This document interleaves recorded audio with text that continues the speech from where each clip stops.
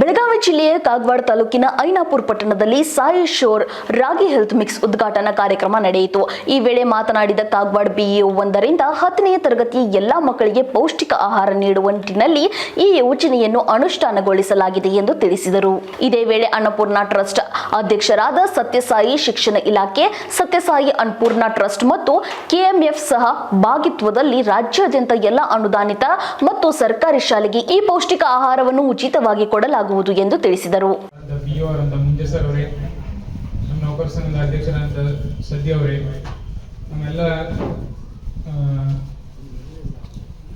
ಐನಾಪುರ ಪಟ್ಟಣ ಪಂಚಾಯಿತಿಯ ಸದಸ್ಯರೇ ಮತ್ತು ಮುದ್ದು ಮಕ್ಕಳೇ, ಶಿಕ್ಷಕರೇ ಮತ್ತು ನಮ್ಮ ಮೀಡಿಯಾದ ಮಿತ್ರರೇ, ಎಲ್ಲರೂ ನಮ್ಮೂರೇ ಇದ್ದೀರಿ. ನೋಡ್ರಿ, ಬಹಳ ಆರೋಗ್ಯ ಎಷ್ಟು ಇಂಪಾರ್ಟೆಂಟ್ ಅನ್ನೋದು ಯಾವಾಗ ಗೊತ್ತಾಗ್ತದಪ್ಪ ಅಂತಂದ್ರೆ, ಯಾವಾಗ ನಾವು ಹಾಸ್ಪಿಟಲ್ ಅಡ್ಮಿಟ್ ಆಗ್ತೀವಲ್ಲ ಅವಾಗ ನಮಗೆ ಆರೋಗ್ಯ ಬಗ್ಗೆ ಅರಿವಾಗ್ತದೆ. ಅಷ್ಟವರೆಗೂ ಏನಾಗ್ತದೆ, ಆರೋಗ್ಯದ ಬಗ್ಗೆ ನಮ್ಗೆ ಅರಿವು ಇರೋದಿಲ್ಲ. ಇವಾಗ ಭಾರತದಿಂದ ಹೊರ ಆದ್ರೆ ಈಗ IMF ರಿಪೋರ್ಟ್ ಬಂತು. ಯಾರಪ್ಪ ಮುಂದಿನ ದಿವಸದಾಗ 18% ಭಾರತದ ಪಾಲು ಇರ್ತೈತಿ.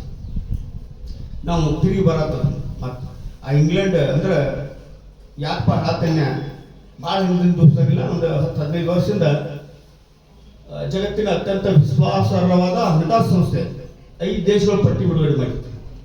ಪ್ರಜಲ್ ಫಾಯತ ನಾ ಹೇಳೋದ್ರೆ ನೀವು ಕ್ರಾಸ್ ಚೆಕ್ ಮಾಡ್ಬೋದು ಗೂಗಲ್, ಸುಳ್ಳು ಹೇಳತ್ತಂತ ಹೇಳಿದ್ರೆ 5 ದೇಶಗಳ ಪಟ್ಟಿ ಬಿಡುಗಡೆ ಮಾಡಿತ್ತು. ಏನು ಹೇಳಿತ್ತಪ್ಪ ಅಂದ್ರೆ, ಈ ದೇಶಗಳನ್ನ ಹೂಡಿಕೆ ಮಾಡೋಕ್ಕಿಂತ ಮೊದಲು ಒಂದು ವಿಚಾರ ಮಾಡ್ರಿ, ಈ ದೇಶಗಳ ಆರ್ಥಿಕತೆ ಯಾವಾಗ ಬೇಕಾದ್ರೂ ಹಾಳಾಗಬಹುದು.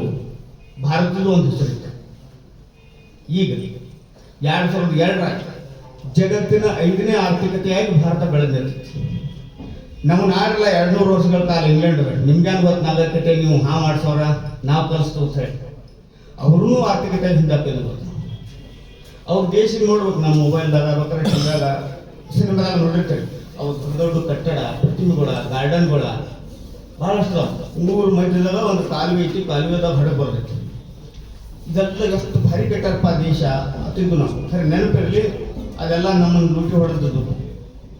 ಇವತ್ತು ನಾವು 5 ಟ್ರಿಲಿಯನ್ ಎಕಾನಮಿ ಆಗ್ಬೇಕಂತ ಆಸೆ ಮಾಡಿದ್ದು. 3.5 ಟ್ರಿಲಿಯನ್ ಡಾಲರ್. ಇಂಗ್ಲೆಂಡ್ ಅವ್ರು ನಮ್ಮಿಂದ ತಗೊಂಡು ಹೋದಂಥ ದುಡ್ಡು ಎಷ್ಟಪ್ಪ ಅಂದ್ರೆ 45 ಲೆಕ್ಕ ಹಾಕಿದ್ರೆ $45 ಟ್ರಿಲಿಯನ್. ಅಂದ್ರೆ ನಾವು 5 ಟ್ರಿಲಿಯನ್ ಆಗ್ಬೇಕಂದ್ರೆ ಅದ್ರ 9 ಪಟ್ಟು ಹೆಚ್ಚು. ಆದ್ರೂ ನಾವು ತಿರುಗಿ ಬರ್ತು. ಆ ಕಾಲವನ್ನು ನೋಡಕ್ಕೆ ನೀವು ತಯಾರಾಗಿರ್ರಿ. ಭಾರತದ ಭವಿಷ್ಯವನ್ನ ನಿರ್ಮಾಣ ಮಾಡತ್ತಿಲ್ಲ, ನೀವು ಅವ್ರು ನೋಡುವಂಗ ಪ್ರಿಪೇರ್ ಮಾಡ್ರಿ ಅಂತ ಹೇಳ್ತಾ ನನ್ನ 2 ಮಾತು ಬರ ಮಾಡ್ತಾ ಇದ್ದೀನಿ. ಜೈ ಜೈ.